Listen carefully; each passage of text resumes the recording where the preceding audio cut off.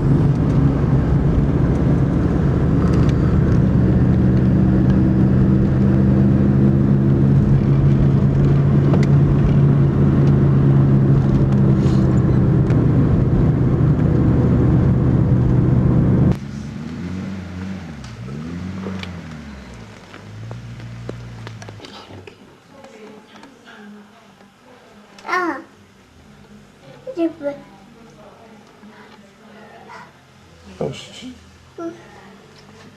Book is going outside.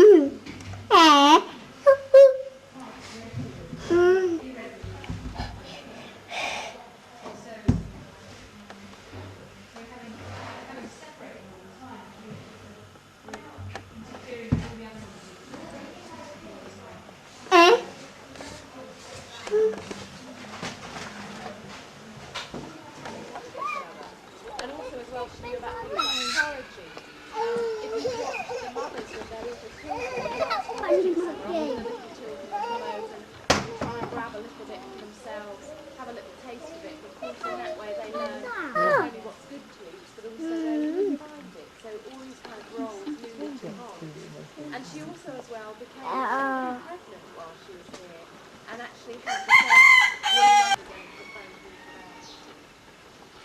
And that would be our future, actually kind of in a sense go back in time and become a refuge again, instead of just being a place that looks after. It's basically the one other place in the world that's been able to kind of successfully look after a stable population of woolly monkeys. But what we found out, it was actually just a couple of weeks before he was due to arrive, is they have a particular amoebic parasite which is endemic to the population there. And even though we were going to quarantine this monkey when he came, there was the risk that that parasite could be brought here. And our vet was basically just said, I really wouldn't do it, because even though it's kind of endemic to the monkeys there and the monkeys over in Holland have got used to this parasite, it could well have quite a big impact on our monkeys if they haven't ever been exposed to it before. So for that reason, we're leaving that option at the moment. Maybe at some point in the future, we may have to consider it. Do you know what I mean? The risk of actually bringing it here may outweigh the problems of inbreeding that we've got. But at the moment, we're resisting the temptation. And also another thing that we're just trying to do is keep in contact about where they like to go. They, even within the territory itself, they like the oldest parts the best. When we've built new enclosures, I mean, the big enclosure just at the top there, it was about 3 years or so before the monkeys would kind of habitually use it. So yeah, they tend to stay around. And what tends to happen as well is they'll come out for maybe a couple of hours, and it's a bit like a visit to the park. You go out for a while, you have a wander around, but then you've kind of had enough and you're quite ready to go back into the territory and find out what's been going on, say hello to all your friends again. And they just tend to make their way down. They know where the entrance is. I mean, Lucy, for example, and then as well as a small sort of white powder that you might be able to see, which is actually glucose, which we drink. These monkeys come from the equator. Ben's quite assertive over getting into Italy. You live close to the equator, you'll have much lighter skin. And so these monkeys, losing it. These monkeys come from the equator, they've got quite dark skin and can suffer from not producing enough. And what vitamin D is important for is things like calcium uptake. So, for example, if the babies don't get enough vitamin D, they'll suffer from things like rickets and other bone deformities. And it was actually very, very common when these monkeys were kept as pets with us. And it's something the monkeys take quite seriously as well. I mean, he'll be out, sort of rain or shine, doing a quick lap of the territory every so often. Even at night, you know, a couple of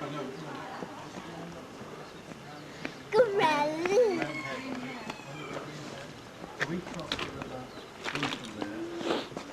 That's the sort of split around that sticks out. Yeah, the other side of that. And Plymouth is the other side of that. So the bridge would be way to the left. Do you want to go down the garden? Is it too late or too wet? Yeah.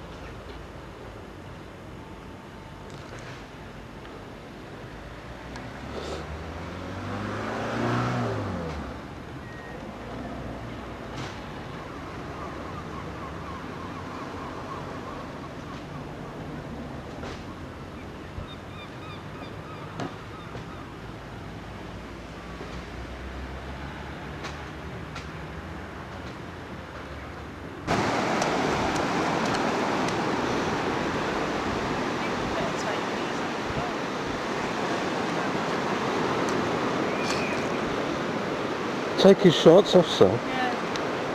Stop it. Oh!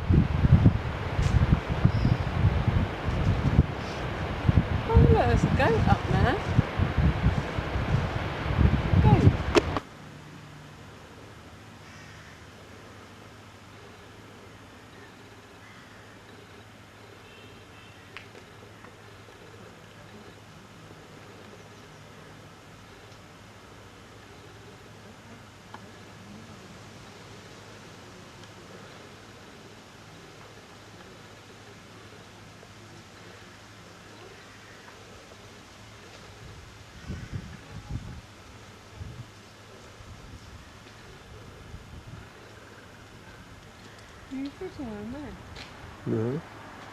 Sit over here.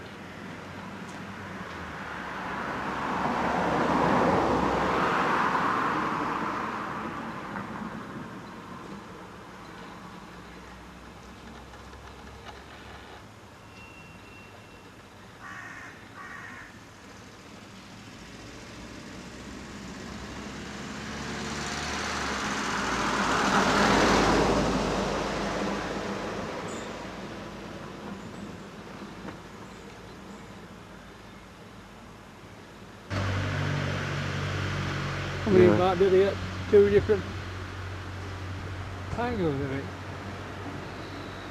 I won't harm you. It's too interesting. Too busy filling the habitat.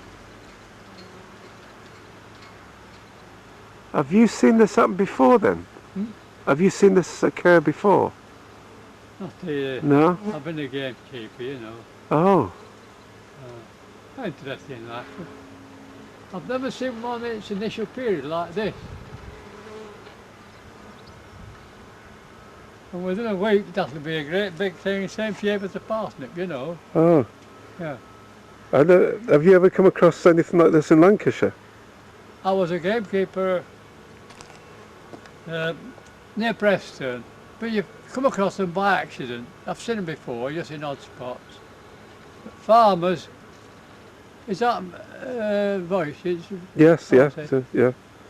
Farmers, being farmers, you don't want them near the land. And when they get finished, they come and set fire to it, because the old paper, you know. They're all over me. Right? They make their own paper, make pulp, you know, Yeah, out of yeah, anything yeah. dry rubbish. Yeah, Not where they want it for, like that. And where the queen is, she may be in the middle, you see. yeah. And then what the farmers do, they wait until they get the nest complete. And they'll set fire to it, you know, a big piece of newspaper. And that's the end of the queen, and that's the end of the season. Hornets. Can you make it out? Yes. Have you ever been stung by a hornet? No, I've been stung by wasps.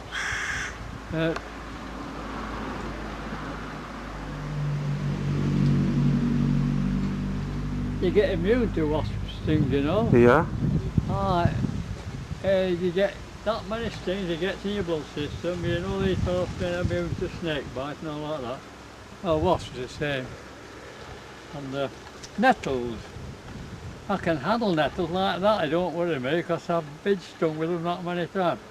The one down there, a lot landed on my neck, can you see it? Yeah? I'll just give it a hard word. Oh, Nick, Okay. it's marvellous. Yeah. This is the first day. And how long it'll be, company. I'll see it in its process. But I won't set fire to it. Not being a farmer. No. Uh, So, how long was you a gamekeeper? 7 years. Assistant gamekeeper. Oh, right. Till my back went and I had to have a light job. And what year was that? Oh. Took the gamekeeper job in 1961. 1st of January 1961. Remember that very well. 7 years and then my back went. I had to fall out of job. What do you think of blood sports? Are you glad that's deer Think hunt- of who? blood sports? You know, like deer hunting. Well, it's ridiculous. It's snobbery. Gamekeeping, it's a living, you see. Yes. But it's the upper crust. They have a drink with one another club, you know, say, first thing say, do you shoot? You know, Yeah. bloody snobbery, that's all it is. And I could never see any sense in rearing pheasants to shoot. Every morning you go out and, you know, you hatch them and you go out in the woods and in the coverts and you feed them and you whistle and they all come and you feed them. Then when the season starts, one morning you don't go out to feed them, you go out to shoot them. So is there any sense in that? No. None whatsoever. Now then, I'll put something to you. You know this calling these armed pistols and that in? Yes. What do they call the shotguns in? Yes. Have they? Yeah, I think they have. Yeah. Yeah. How does it affect the gentry with the shoots? I couldn't tell you.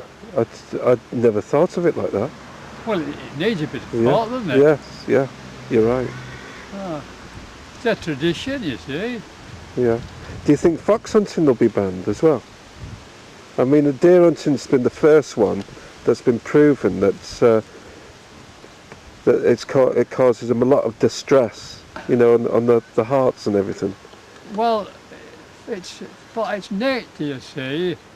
There used to be a lot of rabbits in this country, and foxes used to keep them thinned down. Yeah. Yeah. Then they introduced myxomatosis, profit again, you know. Yes. Yeah. Yeah. I've known farmers, 20, 30 years, says, give a tenner for a mixie, put it on the land, clear the rabbits off. Well, they say the natural food for the foxes has gone, hasn't it? Yeah. Yeah. Yeah. Well, they have to go somewhere. Yeah. Yeah. Yeah. So, That's we right. Yeah. And it's never ending. It's a vicious circle. Where is it going to end up? Yeah. So you haven't got much time for the gentry and the landowners? Have you? No, I haven't. Ah, I'll ship them out to the Isle of Wight. eh? Ship them out to the Isle of Wight Ah, or Oh. somewhere. Drop them Yeah. off in the ocean somewhere. they're all a bunch of, what am I don't know.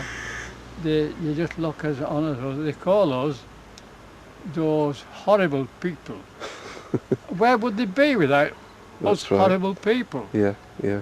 And where would the wealth come That's from? right. We Watch- make it for them, don't we? Yeah, that's right. I was watching a programme this morning about people that would work on a lord's land, Yeah. and because he owned the land, he would tell people to go to church, when to go to church. They weren't allowed to put the washing out on the line on a Sunday. And I think they must have thought of not only did they own the land, but they owned the people that worked on the land as well. Well, that was a general feeling amongst the gentry, wasn't it? Yeah, The yeah, laird. yeah, But times have changed, you see. yeah, Everything changes. Bear this in mind. This planet is based on time and change. Time, nobody can explain it, we're not meant to. Change, you cannot stop. Look at the changes you've seen in your short span. that's right. See, Yeah. you can't stop it. But it's being held back in this country. You realise that, don't you? Yes, yeah, I do. The last election proved that people want to change, That's right. but they haven't got one. They've got Mr. Blair. Mr. Blair, He's just a bloody agent, that's all. yeah, So, Tony Blair is a wealthy man. yeah, He's just an agent of the system, put in to split the works up. yeah. Well, Do you think he'd have looked better in the Conservative Party? he's in a part of his own. I say, let me finish. Oh, sorry. Agents, in wartime, agents are dealt with, aren't they? Yes, yeah. After that. Oh, Now, and he invited Margaret Thatcher into number 10 Downing Street. What did you think of that? well, she's a crazy woman. But for a Labour leader to invite somebody She's into a the... crazy woman. They're all in it. Did I say this? People, men and women, going to politics for a career, and they take the easiest channel. Yeah, You know, one goes in one goes another. And I'll quote this, I've mentioned it to a few Labour people. In the Communist Party there's a ruling which says if you're elected to Parliament, all and above your previous salary must go into the party funds. yeah, Now I've yeah. asked a few of these Labour. Yeah. My grandfather was in the Communist Party Which one? Which branch? in Manchester. Ah, His name was Sid Booth. He fought in the Spanish Civil War. ah. Jack Jones was in the Jack school. Jones is a good friend of Jack Jones. Yes. Jack Jones used to come and stay with me gran and my granddad, Elsie Booth and Sid Booth in Manchester, and they used to stop over when they came up from London. Yeah. Jack Jones turned down a peerage. What did you think of the man Jack Jones?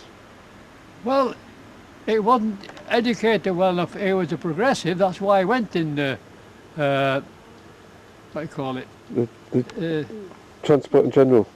No, you- to fight in the war. Oh, there was a, what do they call that group that fought there? The International Brigade. The International Brigade, yeah. That's why he was a progressive, and he could see in the future. Franco was, well, he represented cash and all that, but Jack Jones isn't a Marxist, I can tell you how it was. Yeah.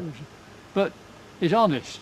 Yeah, yeah. He must have been honest. He stuck it all right till the Spanish War finished. And how many honest people do you get in this country? Not many. Not in politics, you don't. No. All trade unions, they're all tainted with money. They're induced to live the life of the rich, and that's all they know. Were you a member of the Communist Party? Yeah, in the Burnley, just after the war. Yeah. Did you fight in Spain? No, pre-war, I wasn't so well versed in politics. I'll show you something, look. Can you see the hornets there? They're making mulch. Can you see? Up that old Yeah, lot of I'm wood. going in quite close, yeah. They're Of making course. mulch. From that mulch, they make paper. Up to Bloody hell. That's interesting, isn't it? Christ. All dead Yeah. leaves and all that, they make mulch. Now that's nature. What does Yeah. it cost to make and build a house? Nothing. And will that get shorter, that post, over the... or won't it make much difference to that post at all? It won't have to. It's concrete outside, Oh, is I it? think. Yes. Oh, Yes. They're getting mulch where they can. You see them on old benches and all that. Come on, you if they can. Won't make much out of you, will it? That's nature, you know. See, what do you need to live? The food. basic. Yeah, food, shelter. I think basically that's what people wanted, even with through the elections, the normal working man. Well, Just it's- wanted a little bit of security in the way of job, warmth for the winter. You only want what you need. Shelter, enough to live off, and that's all you need. I mean, I have, my pension is £1.45 per week. I'm lucky, I have 25 pence more than the average pensioner. See, when I was 80, they granted me that 25 pence a week extra. Would you call it an insult? No, I didn't say no, I accepted it. yeah. I live frugal. I don't smoke and I don't drink and I don't have a car.